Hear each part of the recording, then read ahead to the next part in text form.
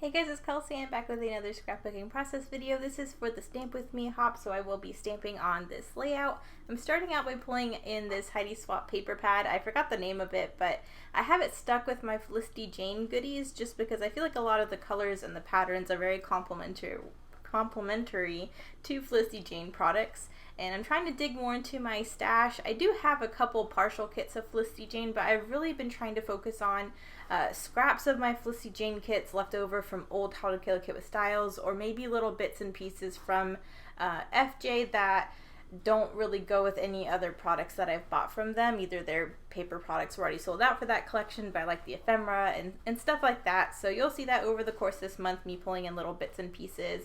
I do get some bits and pieces from the Hannah collection, which is my very first Felicity Jane collection kit I ever got to get. I love it. That's probably my favorite Felicity Jane collection of all time was that first one that I bought. So I'm going to try and incorporate that a little bit into this page as we get going, but right now I'm just trying to figure out a design. I've been stuck on scrapbooking these photos for quite a while just because they're very busy. There's a lot going on. There's a lot of different colors. It's from the Ripley's Believe It or Not Museum in St. Augustine. There are a lot of really cool things in there that I wanted to document, but there is just so much going on in all of these photos that I was kind of stuck design-wise on trying to figure it out.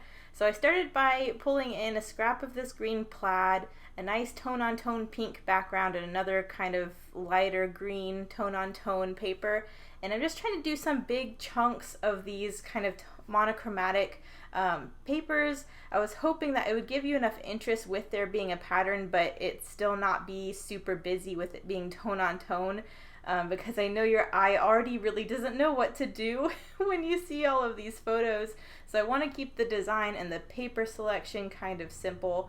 So I'm starting out by making a photo collage with 3 of these 4x6s, and I'm going to use this scrap of this green plaid as a large band down the side of the page. And that's where I'm starting. I also have these really sweet navy die cuts. I believe Lisa sent those to me. Sorry if I'm confusing them. I usually try and keep my happy mail with the letters you guys send and labeled, so I remember who gave me what, so I can always thank you guys again as I use them on my pages. But these were still pulled out from when I used my One Canoe 2 Twilight collection, so I didn't get them back in the package. But I thought using some of these navy bits and pieces would be really nice. I have a dark dress on that kind of looks blue because the walls in this room are blue, and there's lots of blue going on between these photos, so I thought pulling in navy could reference the blue but kind of tone it down a little bit in this darker color, as well as give you something solid and dark to draw your eye. So I'm doing my little title here across the side. It just says Believe It or Not.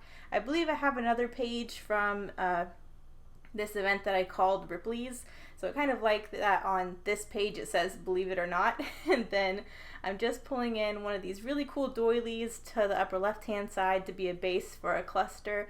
And you can see to the bottom right hand portion of my photo collage I used another scrap of that green plaid, so it was pulled to the other side of the page, and I'm planning on that being the background for another little cluster as well.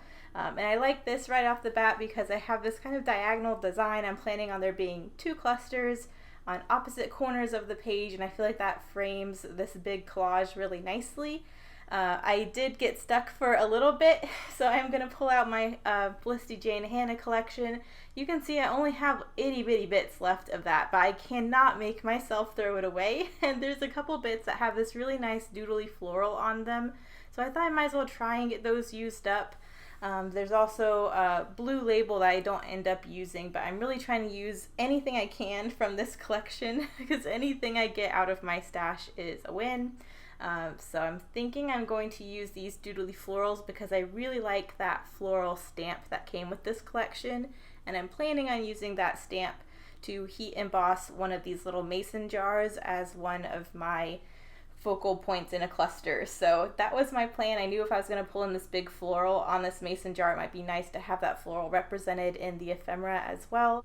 But for right now I'm just going to get this mason jar done. I just took my little stamp, my clear stamp, I forget what it's called, and stamp that floral design on this mason jar. I'm dumping this white powder on it, and then I'll try and hold it up to the camera as I melt the powder down because I always find that really satisfying watching that powder melt down. So you'll see in a minute I'm going to do that really quick.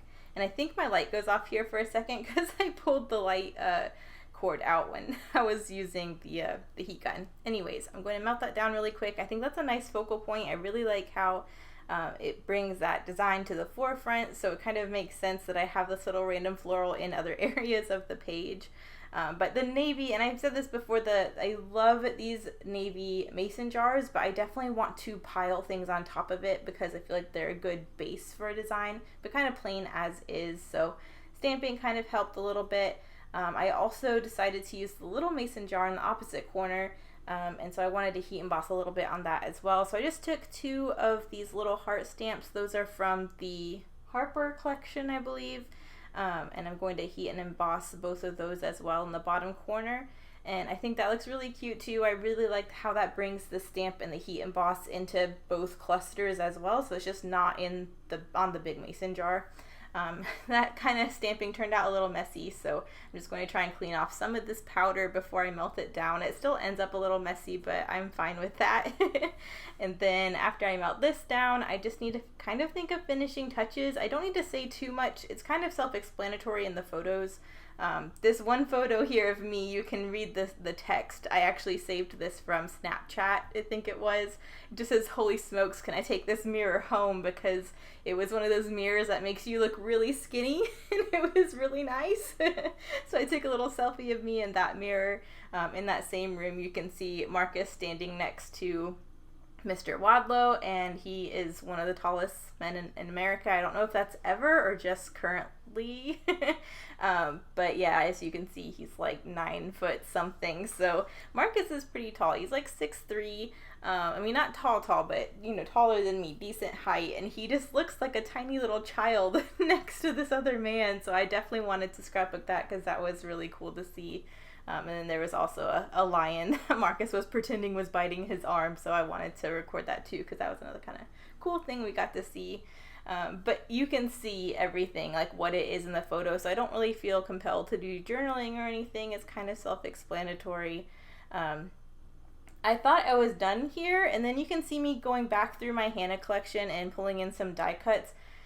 My clusters are still too plain for my taste. I got stuck and was like, well, maybe it'll be good. And then so I set it aside. Next day I came back and I was like, no, it needs more. I pulled in those little puffy hearts from that most recent Felicity Jane collection I used, Amanda. But I needed more. So I went and pulled in the blue scraps from the Hannah collection. This is one of those times where I'm like, why are you saving these little scraps? You will never use them, just throw them away. And there I am, like, aha, I'm using them. See, I saved them for a reason. So I'm just using some small die cuts. I'm going to die cut a couple banners, a couple hearts. I have a circle punched out piece that I had left over from when I used that collection. And I'm just going to layer up a couple of these die cuts on top of these mason jars to just kind of complete the cluster and make it feel more complete. So I think that was the perfect finishing touch. And even that little white and blue leftover scrap of a pocket card I end up using, and I really like what it adds to the page. So it doesn't really help me as far as my hoarding problem, but I feel, you know, vindicated that I saved them for a reason because I got on the page in the end. So I am very pleased about that. And I still have some more scraps from the Hannah collection, but definitely happy I got some more of these bits used up. And I think they were just kind of the perfect finishing touch for this page. So layering up those hearts and those banners. You can see me trying to figure out what I can do with this little blue and white striped piece. But after I trim off the kind of wonky pieces and cut the remaining parts into strips, I'm trying to get rid of these numbers here because they don't really make sense for this page or the design I was going for, but I had just enough of the pattern on either side of these numbers to be able to get a skinny strip of the white and the blue, so I'm just using that as a horizontal piece within my little layered cluster, and I just think it looks so cute. So I'm really happy I didn't give up on this page, and I went back and added those little bits because I think it did everything to kind of make me feel like it was more finished. But after this, I think we're pretty much done. I don't need to do anything else. Make sure you check the description if anyone else is playing along with Stamp With Me today, and hopefully it'll encourage you guys to get some stamping done as well. I know I'm really bad about stamping, and if it weren't for this series, I probably wouldn't have pulled my stamps out all year long. So this kind of forces me to do it once every couple weeks, which is really nice. So if there's anyone else playing along, I'll be sure to link them in the description. But I think the close-ups are coming up here soon. I had this tiny little blue heart I also die cut that I didn't want to waste because I went ahead and cut it out. So I am going to layer that within the darker heart on the bottom right, and I think that's an extra little cute layer I wasn't going to do, but I had already cut the heart out and I didn't want it to go to waste, so I ended up liking that as well. And then here's that other strip of the blue and white bit that I was trying to figure out a way to use because I didn't want to waste it. And this is a trick I do with my trimmer. If I have a really skinny piece I need to trim up and my fingers kind of get in the way of the blade, I will use my temporary double-sided glue tape to stick it down there, and it'll hold it still while the blade cuts it. But there we go. There's my little finished cluster, and I think that is adorable. So there we go. Gluing that down. And I think we're almost done here, so the close-up should be here in a minute. But thank you guys so much for watching, and I will see you guys in the next one. Bye.